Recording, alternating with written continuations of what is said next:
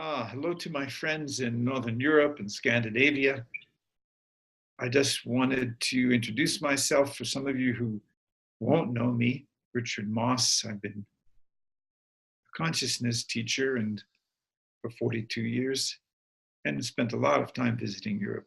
I'm going to be the guest of Eric Solom, and in Solom, I may have it pronouncing his name wrong, forgive me, in Oslo in February. And I just wanted to tell you a little bit about the program that I'm offering. It's called Loving Love, and it's about the path of third consciousness, what I call, and others call, third consciousness. And so it is really about the difference between creating transactional relationships, where I give to you, so you give to me, or I love you, so I'm loved back, and beginning to allow some other level of consciousness work as a witness of our relationships. And of course, we all have within ourselves a capacity for awareness. That's our internal third consciousness, our aware self. And that aware self is what allows us to make a decision about what to give energy to, what to put our passion into. It lets us see when we're collapsed into anger. It lets us see when we're collapsed into an emotional state that's not productive or healthy for us or others. And it helps us be awake and keep constantly evolving on a path of evolving consciousness, which is an infinite and limitless path.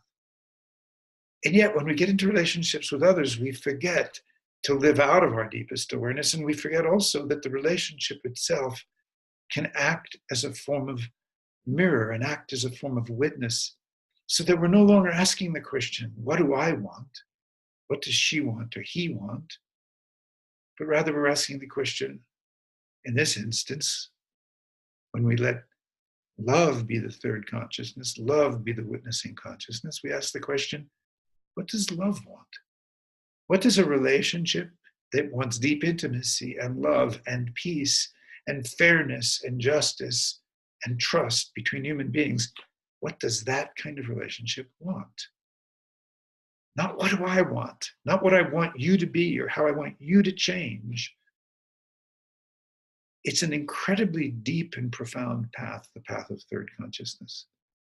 I wrote an op-ed for the New York Times yesterday. I don't know whether they'll accept it, but the idea in that op-ed was using the image of marriage. In the United States now, there's tremendous polarization in partisan politics, as there is beginning to happen in many parts of Europe and the rest of the world, where the experiment of democracy isn't as long as it is in the US. But in the case of the Republicans and Democrats in my country, that third witnessing consciousness is actually democracy itself. The question is not what do Republicans want or conservatives want versus what do liberals or Democrats want. The question is, what does democracy want of you in the political arena? What does love want of us? We all truly know that survival and fear and individualistic behavior is destroying us.